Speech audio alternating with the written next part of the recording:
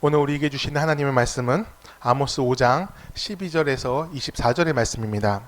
우리 다 같이 하나님을 경외하는 마음으로 자리에서 일어나서 읽도록 하겠습니다. 함께 봉독합니다. 너희의 허물이 많고 죄악의 무거움을 내가 아노라.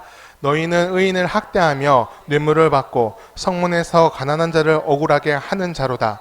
그러므로 이런 때에 지혜자가 잠잠하나니 이는 악한 때임이다. 너희는 살려면 선을 구하고 악을 구하지 말지어다. 만군의 하나님 여호와께서 너희의 말과 같이 너희와 함께 하시리라. 너희는 악을 미워하고 선을 사랑하며 성문에서 정의를 세울지어다. 만군의 하나님 여호와께서 혹시 요셉의 남은 자를 불쌍히 여기시리라. 그러므로 주 만군의 하나님 여호와께서 이와 같이 말씀하시기를 사람이 모든 광장에서 울겠고 모든 거리에서 슬프도다 슬프도다 하겠으며 농부를 불러다가 애곡하게 하며 울음꾼을 불러다가 울게 할 것이며 모든 포도원에서도 울리니 이는 내가 너희 가운데로 지나갈 것임이라. 여호와의 말씀이니라.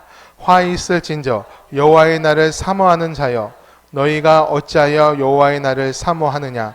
그날은 어둠이요 빛이 아니라 마치 사람이 사자를 피하다가 곰을 만나거나 혹은 집에 들어가서 손에 벽을 대었다가 뱀에게 물림 같도다. 여호와의 날은 빛없는 어둠이 아니며 빛남 없는 캄캄함이 아니냐. 내가 너희 절기들을 미워하여 멸시하며 너희 성회들을 기뻐하지 아니하나니 너희가 내게 번제나 소제를 드릴지라도 내가 받지 아니할 것이요 너희의 살찐 희생의 화목제도 내가 돌아보지 아니하리라. 내 노랫소리를 내 앞에서 그칠지어다. 내 비파소리도 내가 듣지 아니하리라. 오직 정의를 물같이 공의를 마르지 않는 강같이 흐르게 할지어다. 아멘. 아멘. 오늘 우리에게 주시는 하나님의 말씀입니다. 자리에 앉아 주십시오. 오늘 우리가 읽은 이 말씀이 능력이 돼서 우리 삶에 역사하기를 축원합니다. 하나님께서는 항상 세상을 향해서 자신의 뜻을 나타내셨습니다. 그 하나님의 뜻이 선포되지 않았던 시기는 없습니다. 항상 말씀하고 계십니다. 다만 듣는 자들이 사람들이 귀를 막고 또 영성이 무뎌져서 하나님의 뜻을 알지 못한 시절이 너무나 많았습니다. 그리고 심지어는 주님의 뜻을 구하지 않았던 시기가 있었습니다. 그때마다 하나님께서는 선지자를 보내셨습니다. 선지자를 보내셔서 우리에게 사람들에게 회개를 선포하셨습니다. 아모스 선지자도 회개를 촉구하기 위해서 하나님께서 보내신 사람이었습니다. 한 가지 이 아모스 선지자가 특이한 점이 있습니다. 이는 북이스라엘 선지자로 보내졌는데 활동 지역이 북이스라엘이에요. 그런데 출신이 북이스라엘이 아니었습니다. 아모스 선지자는 남유다 사람이었어요. 아모스는 남유다 사람이고 또 거기서 교육을 받은 사람, 선지자로서 준비된 사람도 아니었습니다. 그는 농부였습니다. 농부라 하면 글자도 모르고 당신의 그 사회의 가장 밑바닥, 최하층을 차지하고 있는 그런 신분이죠. 그런 사람을 불러서 북이스라엘에 아무 연고도 없고 그리고 아무 아는 사람도 없는 그곳으로 선지자로 보내셨다는 거예요. 하나님께서는 아모스에게 북이스라엘 가서 다른 말 하지 말고 회개를 선포하라고 얘기하셨습니다. 하나님은 왜 그 농부였던 또 남유다 사람인 그 아모스를 부르셔서 그 북이스라엘로 보내셨을까요? 전 여기에 두 가지 의미가 있다고 생각을 합니다. 첫 번째는 약한 자를 들으셔서 하나님께서 하셨다. 그것을 드러내고 싶어 하세요. 여러분 고지론이라고 들어보셨어요? 고지론? 처음 듣는 분도 계실 텐데 저는 이제 신학하기 전부터 이 얘기를 많이 들었습니다. 지금도 한국교회에서는 이 고지론을 주장하시는 분들이 굉장히 많아요. 높은 곳을 차지해서 은혜가 위에서부터 밑으로 흐르게 해야 된다. 사회적으로 직위가 높은 사람들, 또 영향력이 큰 사람들을 하나님의 사람으로 만들어서 그들을 통해서 전도하고 그들을 통해서 은혜를 흘려보내야 된다. 그런 주장이 고지론입니다. 높은 지위 권한을 가진 자를 전도하면 그 밑에 사람들 그냥 따라온다. 그런 얘기를 하는 거예요. 진짜 그럴까요? 제가 군대를 갔어요. 2001년에 이제 입대를 했었는데 그때 신교대를 가니까 사람들이 굉장히 많았습니다. 근데 신교대가 사단 안에 있었는데 사단장이 그 교회에 출석하고 있었어요. 기독교인이었던 것이죠. 그러니까 그 밑에 간부들이 엄청나게 교회를 왔어요. 교회 예배당이 좁을 정도로 신병들도 많고 간부들도 많고 교회가 너무 작으니까 나중에 크게 증축을 했어요. 사람이 너무 많으니까. 상급자가 교회 다니니까 그 중에는 신앙으로 나온 사람도 있겠지만 그 중에는 상급자한테 잘 보이기 위해 나온 사람도 분명히 있었습니다. 그리고 그렇게 신앙생활을 시작해서 영접한 사람도 있으니까 이 고지론이 어느 정도 맞는 것 같아요. 사단장 때문에 나왔지만 거기서 하나님 만났으니까 성공한 것 같습니다. 하지만 반대인 사람도 있어요. 오히려 사단장 눈치 보면서 나오려니까 너무 스트레스 받고 그리고 거부감, 교회에 대해서 신앙에 대해서 거부감을 갖게 된 사람도 만만치 않게 많았습니다. 다음에 사단장이 바뀌었어요. 임기가 2년이잖아요. 2년마다 바뀌는데 다음에 바뀌었습니다. 근데 이번 사단장은 불교 신자가 왔어요. 불교 신자 오니까 간부들이 쑥 빠지는 겁니다. 이번엔 법당으로 갔나 봐요. 다 그쪽 갔는지 안 옵니다. 상황이 이렇게 되니까 그 교회를 담당하고 있는 목사님이나 또 다른 사람들 다 어느 어느 사단장이 오나 어느 종교를 가진 사단장이 오나 그것만 관심을 갖고 있는 거예요. 왜냐하면 얻는 것이 달라지기 때문에 그렇습니다. 사단장에 따라서 사단장의 신앙에 따라서 종교에 따라서 많이 얻을 수도 있고 아니면 반대가 될 수도 있고 그러니까 그 사단장을 바라보고 있는 거예요. 세상의 직책이 복음의 능력은 아닙니다. 그럼에도 불구하고 그 영향력에 그 직책의 영향력에 승리가 있는 것처럼 얘기를 해요. 중요하다. 이번 사단장은 믿는 사람이었으면 좋겠다. 물론 믿는 사람이 오면 좋겠죠. 하지만 그게 복음은 아닙니다. 고지로는 사실 하나님의 방법이 아니에요. 너무나 세상적인 방법이에요. 왜냐하면 세상도 그렇게 굴러가지 않습니까? 위에 사람의 눈치를 보면서 또 그 사람들 잘 보이기 위해서 밑에 사람들의 행동을 맞춰갑니다. 이건 세상의 논리인 거예요. 하나님은 사람이 아니라 하나님 하셨다. 그것을 드러내고 싶은 거예요. 아모스를 선택하신 이유가 거기에 있습니다.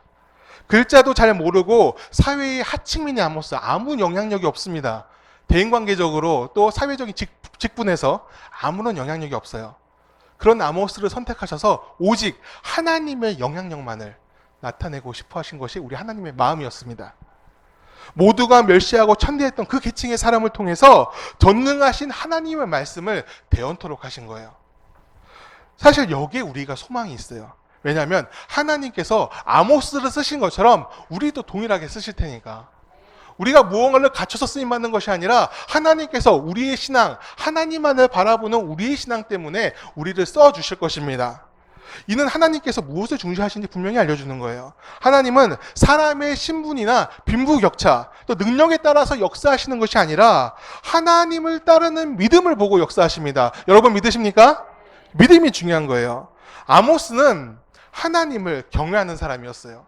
하나님을 경외하는 것은 아무런 신분이나 경제적인 위치나 사회적인 그런 직업, 그런 영향을 미치지 않아요. 하나님을 경외하는 것은 오직 마음에서 나오는 신앙에서 시작됩니다. 하나님께는 그것만으로 충분한 겁니다. 나를 경외하는 그 마음을 알았으니 내가 너를 쓸 것이다. 너는 나의 사람이다. 그렇게 얘기를 해주시는 거예요. 그리고 아모스를 쓰신 이유, 두 번째 이유가 하나 더 있습니다. 그것은 북이스라엘에 사람이 없었기 때문에 그래요. 사람이 없었다는 말은 사는 사람이 없었다는 뜻이 아니죠. 정확히 말해 하나님의 뜻을 경청하는 사람이 그곳에 없었습니다. 그곳에 하나님을 경외하는 자가 없으므로 내가 쓸 수 있는 사람이 없으므로 남유다에서 내가 이 사람을 뽑아서 보내노라 이렇게 나가시는 거예요. 거기에 예배하는 사람이 없었냐? 북이스라엘에 예배 처소가 없었냐? 하나님을 믿는다는 사람이 없었냐? 아니요, 있었습니다. 예배하는 자가 없다는 소리가 아니었습니다. 그들은 자신들이 만들어 놓은 예배당에서 거기서 예배를 드렸어요. 제물을 바치고 헌금을 드렸습니다. 그런데 하나님께서는 그들 가운데 선지자를 뽑지 않으셨습니다. 그들의 마음에 하나님의 자리가 없었기 때문입니다. 아주 오래전에 어느 책에서 이런 내용을 읽었어요. 지금 이 시기에 예수님이 오신다면, 예수님이 오셔서 교회의 문을 두드리신다면 우리는 그를 알아보지 못할지도 모른다. 혹시는 이렇게 얘기할지도 모른다. 예수님, 지금 오지 마시고 다음에 다시 오세요. 왜냐하면 세상에서 너무 누리는 게 많으니까. 이것을 포기하고 예수님께서 오셨을 때 그 종말에 참여할 수 있겠느냐. 지금이 너무 좋은데 예수님 오시면 오히려 안 좋아진다 생각하는 거 아니냐. 그런 식으로 비판하는 책을, 이 현시대의 한국교회를 비판하는 책을 제가 옛날에 읽은 적이 있습니다. 세상이 주는 즐거움에 취하고 또 그것을 구하고 그것을 복이라고 여기는, 내가 이 세상에서 쥐고 있는 것들을 복이라고 여기는 마음이 가득해서 정작 그 마음속에, 사람의 마음속에 하나님을 사랑하는 그 마음이 없지 않느냐. 그렇게 반문하고 있는 것이에요. 한국 교회가 그렇게 이미지가 안 좋아진 건 단순히 세상이 악하기 때문은 아닙니다. 교회 스스로 그렇게 만들어 놓은 그런 과정이 있어요. 현재 한국 교회가 무너지는 원인 첫 번째는요. 저는 목사님들한테 문제가 있다고 생각해요. 목사님들이 타락한 것이 문제가 있습니다. 전부라고 할 수 없어요. 좋은 분들 많으니까. 근데 이제는 일부라고도 말 못하겠습니다. 옛날에는 그런 분들이 한번 문제 만들 때마다 아니야, 더 좋은 분들이 많아. 그리고 대부분은 그렇지 않아. 이렇게 얘기하고 변호를 했는데 이제는 그렇게 말을 못하겠어요. 왜냐하면 여기저기서 문제가 빵빵빵 터지니까. 영향력이 큰 교회들부터 하나씩 하나씩 문제가 터지고 거기서 덮는 데만 급급하고 세상에 이해할 수 없는 말들을 막 해요. 그러니까 문제가 생기는 거예요. 목사를 먹사라고도 얘기해요. 인터넷에서는 그게 굉장히 많이 조롱처럼 쓰입니다. 저는 그래서 너무 고개를 들 수가 없어요. 왜냐면 부인할 수 없으니까. 옛날만 해도 얼마 전만 해도 목사 그러면 존경을 받았어요. 근데 그 목사님의 인품이 훌륭해서 존경한 것이 아니라 목사이기 때문에 존중을 받았습니다. 목사님이셔. 그럼 아 그래? 그러면서 좋은 자리 내주고 그리고 식사 대접하면 가장 높은 자리 주시고 다 그랬어요. 나이에 상관없었습니다. 저도 이제 교구 목사를 했었는데 신방을 가게 되면은 항상 존중해 주세요. 제가 나이가 어리고 그 신방 받으신 성도님은 나이가 뭐 70, 80 되시는 경우에도 저한테 깍듯하게 존댓말 해주시고 그리고 저를 좋은 걸 주시고 좋은 자리 주시고 그러면서 저를 존중해 주셨어요. 근데 그것은 제가 잘해서 그런 게 아닌 걸 저도 알고 있어요. 제가 목사기 때문에 그런 거예요. 하나님께서 후광이 되어 주셔가지고 그 사람을 존중받도록 하셨습니다. 근데 그게 지금 무너지고 있는 거예요. 많은 것을 내려놓고 어려운 길을 간다고 생각했기 때문에 하나님의 일을 한다고 생각했기 때문에 목사가 존중을 받았습니다. 그런데 지금은 그것이 어긋나고 있는 거예요. 목사의 삶 속에 하나님의 뜻이 보이지 않고 또 목사의 행실 속에 하나님이 싫어하시는 것이 나타나는 것을 우리가 하나씩 하나씩 볼 때가 너무나 많이 있습니다. 어두운 세상하고 다른 직분이 목사라고 생각했는데 별반 차이를 못 느끼는 겁니다. 똑같네? 이런 생각을 하는 거예요. 그러니까 지금 교회가 조금씩 무너지고 있는 거죠. 오늘날 목사라는 이 직분이 가볍게 여겨지는 이유는 내려놓아야 할 것들을 다 붙잡고 있기 때문입니다. 부명예, 높은 직책. 사실 이거 다 버려야 된다고 설교하지 않습니까? 그런데 목사님들이 그것을 더 많이 추구해요. 별반 차이가 없어요. 세상에서 다 그렇게 살지 않습니까? 다 가지고 다 갖고 그게 무슨 하나님의 일을 하는 사람이야? 세상 사람들이 말은 하지 않아도 그렇게 생각하고 있는 거예요. 만몬이 세상의 명예를 중시하고 세상의 부를 중시하는 그 만몬이 교회 안에 깊숙이 들어와 있습니다. 근데 이게 처음이 아니에요. 아모스 시대에도 그랬습니다. 북이스라엘에 선지자가 없었던 것이 아닙니다. 아모스 7장을 보면 아마샤라는 사람이 나와요. 그는 제사장이에요. 제사장인데 그가 아모스한테 이렇게 얘기를 합니다. 아모스를 조롱하면서 얘기를 해요. 아마샤는 하나님의 이름을 얘기하지 않고 이렇게 얘기를 해요. 너는 너희 땅 유다로 돌아가라. 그리고 그 입을 다물라. 왜? 왕의 심기가 불편하다. 왕의 심기를 불편하게 하지 마. 그렇게 얘기를 해요. 그는 하나님을 얘기하지 않아요. 왕만을 얘기합니다. 왜 왕을 얘기하냐? 자기가 누리고 있는 부귀와 또 권력이 그로부터 나오기 때문이에요. 그가 나를 지키고 있는데 너의 그 말이, 그 회개를 촉구하는 그 말이 우리 왕의 심기를 어지럽게 한다. 아모스가 활동한 그 북이스라엘 그 시기는요, 여로보암 2세라는 사람이 왕이었습니다. 근데 그때가 북이스라엘 전성기예요. 모든 게 잘 되는 것 같아요. 영토는 가장 넓어요. 그리고 경제적으로도 굉장히 윤택한 삶을 살았습니다. 그런데 무슨 문제가 있냐고 이렇게 얘기를 하고 있는 거예요. 아무 문제 없어 보입니다. 근데 문제가 있잖아요. 그 윤택한 가운데, 그 풍요로운 가운데 하나님을 찾지 않습니다. 그 민족이. 이게 문제인데 그것을 덮으려고 합니다. 누가 덮으려고 하냐? 그 아마샤를 비롯해서 북이스라엘에 하나님의 일을 한다는 사람들이 그것을 모른 척 넘어가려고 합니다. 왜냐하면 그 삶에 이미 만족을 했기 때문에 그렇습니다. 영혼이 배부르니까, 그리고 그 영혼에 비계가 끼니까 하나님을 더 이상 찾지 않습니다. 지금 이대로가 좋사오니 이렇게 나가고 있는 거예요. 궁핍함이, 가난함이 하나님과 동행하는 비결이라면 우리는 당연히 그래야 돼요. 하나님보다 중요한 것은 없으니까. 근데 그것은요, 정답이 아니에요. 왜냐하면 하나님께서는 우리에게 복을 주기 원하십니다. 그리고 우리가 잘 되길 바라십니다. 세상 가운데 서서 하나님께서 우리에게 주신 그 재능이 드러나길 원하십니다. 그게 우리 주님께서 이 땅에 우리를 보내신 이유니까. 우리를 빛과 소금으로 이 세상 가운데서 빛나게 하시고 또 맛을 내게 하시려고 보내셨습니다. 그러니까 하나님 우리가 잘 되기 원하세요. 문제는 감사함을 잊은 사람한테 있습니다. 누리는 풍요와 수확을 하나님으로부터 온 것인데, 그 모든 것이 하나님으로부터 온 것인데 그것을 잊고 스스로 뽐내고 그것에 안주함으로 영성이 무뎌지고 마비되어 버렸어요. 깨어있지 못한 것입니다. 그래서 하나님은 남유다의 농촌에서 글자도 모르는 아모스를 선택하셨습니다. 너희가 그렇게 잘났느냐? 하지만 나는 아무것도 모르는 이 사람, 너희가 능력 없고 초라하다 말하는 이 사람을 통해서 나의 일을 할 수 있다 보여주시는 거예요. 아모스는 존귀한 신분도 아니었고요, 가진 소유도 적은 사람이었지만 하나님의 음성을 듣는 귀, 곧 영이 깨어있는 사람이었습니다. 부유하다 가난하다, 이것은 하나님께서 중요하게 여기시는 것이 아니에요. 체크사항이 아닙니다. 하나님은 자신의 사람을 선택하실 때 영성이 깨어있느냐, 그것을 보십니다. 영성이 무엇입니까? 방언을 하고 기적을 베풀고 아니면 굵은 목소리로 막 얘기하고, 그럼 부흥사들 저는 전혀 탈락이죠. 그것은 탈락이야. 부흥사 목소리가 완전 달라요. 근데 그런 목소리가 영성 있는 목소리냐? 사실 여긴 저도 상처가 좀 있어요. 옛날에 제 목소리, 제 설교하는 소리 들으시고 어느 목사님이 저한테 그러시더라고. 최 목사는 영성이 없는 것 같다고. 이유인즉 이러는 거예요. 예전에 설교하고 막 이제 잔소리를 막 하시면서 제 설교가 선포가 아니라고 막 그러시는 거야. 선포가 아니야. 그럼 선포가 뭐예요? 물어보니까 우렁차야 된대요. 우렁차야 돼. 그러니까 옛날에 저희 어렸을 때 유행하던 게 있어요. 그 웅변하고 나시니까 그랬습니다! 소리치고 막 그러잖아요. 그걸 원하시는 거예요. 그게 그 선포라고. 근데 제가 하는 선포는 좀 달라요. 목소리가 크고 작음, 아니 우렁차고 막 그런 것보다도 그가 무엇을 얘기하느냐, 사람의 뜻을 얘기하느냐, 하나님의 뜻을 얘기하느냐, 그게 선포와 다른 이야기의 차이입니다.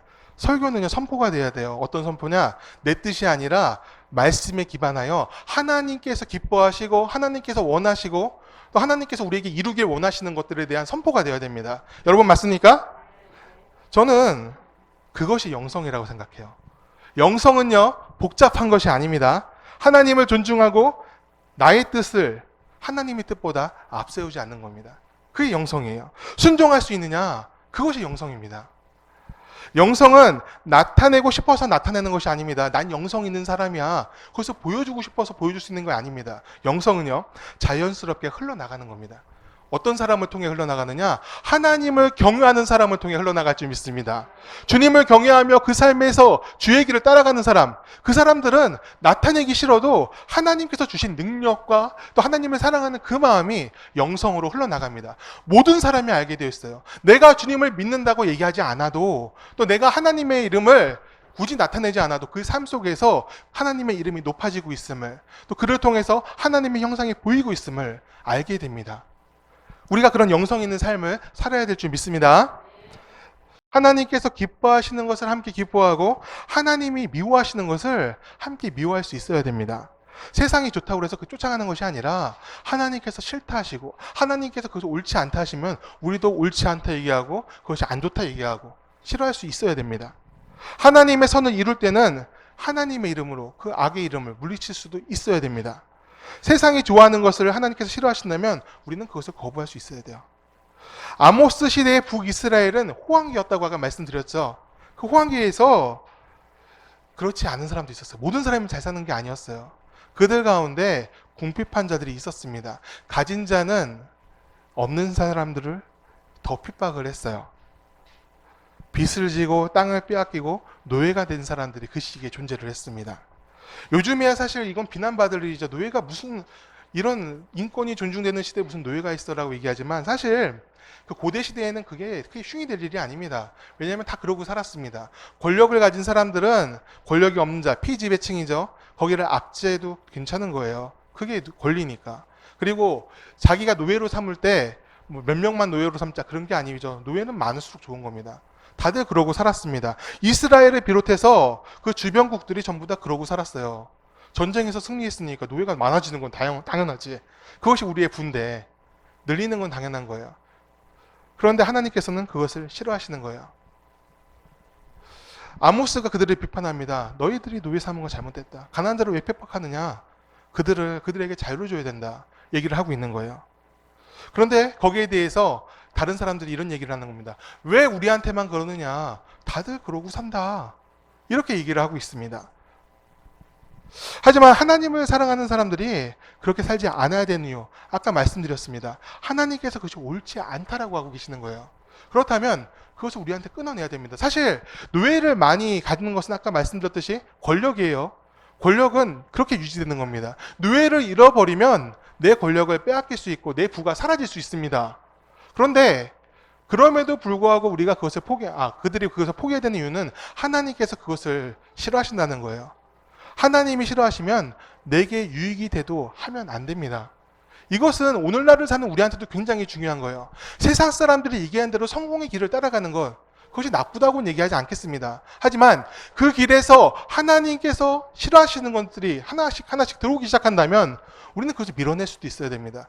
그것은 분명히 우리한테 세상 사람들이 가진 기준으로 볼 때 좋은 것일 것입니다. 그리고 다들 그러고 살 거예요. 하지만 하나님께서 싫어하신다면, 하지 말라고 하신다면, 하나님의 정의에 맞지 않는다면 그것을 제거해야 됩니다. 손해볼지라도 그 길을 가야 돼요. 우리는요, 하나님의 백성입니다. 여러분 맞습니까? 그렇다면 하나님의 기준이 우리의 기준이 되어야 돼요. 하나님이 기뻐하시는 것을 함께 기뻐하고 하나님이 미워하시는 것을 함께 미워해야 됩니다.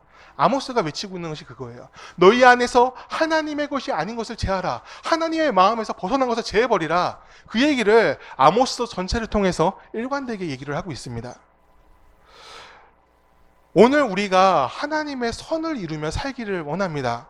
그것은 무슨 거창한 일을 벌이는 것일 수도 있어요. 큰 행사를 만들고 계획을 세워서 여러 가지 일을 할 수도 있습니다. 근데 하나님께서는 그런 것보다 더 원하시는 게 있어요. 지금 이 순간 하나님과 동행하며 사는 겁니다. 매일의 삶을 하나님께 기도하며 하나님의 뜻을 묻고 사는 건 그것을 원하고 계십니다. 그래야지 우리가 주님과 맞춰갈 수 있으니까. 여러분 근심 없는 삶을 원하십니까? 저도 그렇게 살았으면 좋겠어요. 그런데 그게 이제 내 삶에 문제가 다 사라져서 근심이 없는 그날 그런 날이 있을까요? 저는 없을 거라 생각을 합니다. 그날은 아마 우리가 주님 나라 가는 순간까지 없을 겁니다. 우리가 마지막 순간까지 근심을 살게 될 거예요. 떠날 때 남겨진 자녀들도 생각하겠죠. 그리고 가족들도 생각나고 아쉬운 것도 있겠죠. 근심과 염려는 떠나지 않아요. 그런데 근심을 없애는 유일한 방법이 딱 하나 있어요. 하나님을 끝까지 신뢰하는 겁니다. 하나님은 선하심으로, 그 선하신 주님이 나의 삶을 이끄심으로 내가 나쁘게 갈 리가 없습니다. 주님께서 그렇게 하십니다. 그 선하심을 믿으며 끝까지 가는 게 중요합니다. 미국에서 남북전쟁이 한창일 때 링컨 대통령이 전장을 방문했어요. 거기서 한 장군이 링컨한테 이렇게 얘기를 합니다. 하나님께서 우리 편에 서실까요? 주님께서 우리한테 승리를 주시겠습니까? 그것을 묻는 거죠. 링컨은 기도를 많이 하는 사람이니까. 그리고 신앙적인 질문을 던진 거예요. 그때 링컨이 이런 얘기를 해요. 장군, 중요한 것은 그게 아니라 우리가 하나님 편인가가 중요하다.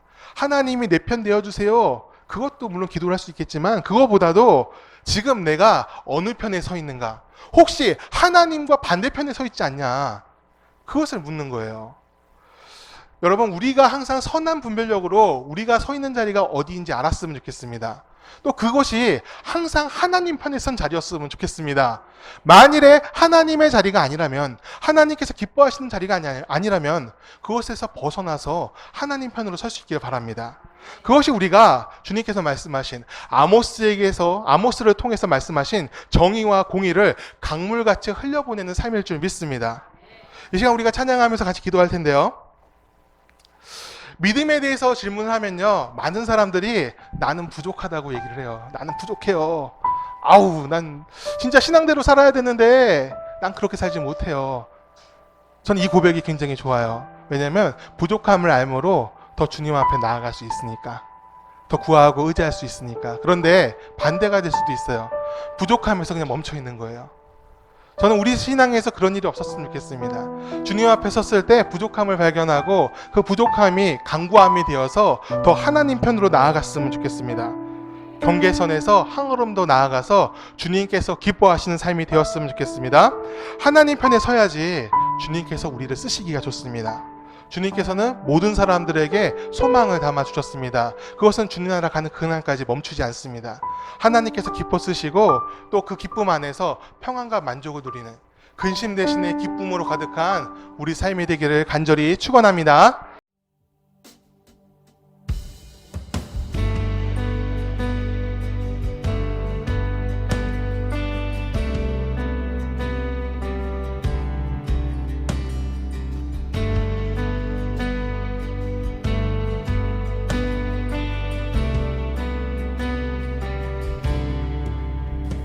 주 안에 있는 나에게 딴 근심이 있으랴 십자가 밑에 나가 내 짐을 풀었네 그 두려움이 변하여 내 기도 되었고 전날의 한숨 변하여 내 노래 되었네 주님을 찬송하면서 할렐루야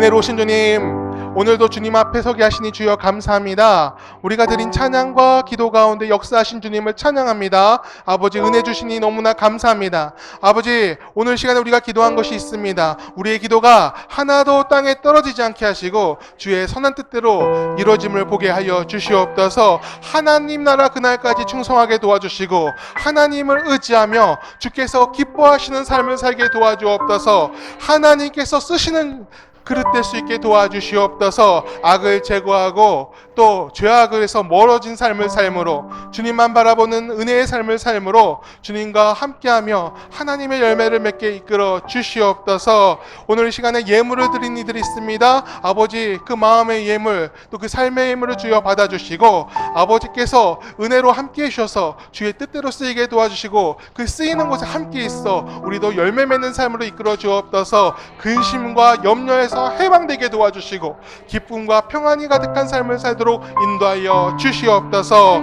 이제는 우리 주 예수 그리스도의 은혜와 하나님의 크신 사랑과 성령의 능력의 역사하심이 또 그 따뜻한 역사하심이 오늘 이곳에서 주님만을 의지하며 주님께서 바라보시는 것을 함께 바라보길 원하는 믿음의 사람들 위해 또 주님 편에 서서 나아가길 원하는 은혜의 사람들 위해 지금부터 영원까지 함께 할지어다. 아멘. 아멘. 주여 함께 해주시면 감사합니다. 아버지, 은혜 길 걷게 하시니 감사합니다. 세상 가운데 승리하게 하여 주시옵소서. 승리하게 하여 주시옵소서. 아버지, 기도하는 모든 것들이 주의 선한 뜻대로 응답을 얻게 하여 주시옵소서. 아버지, 함께 하여 주옵소서.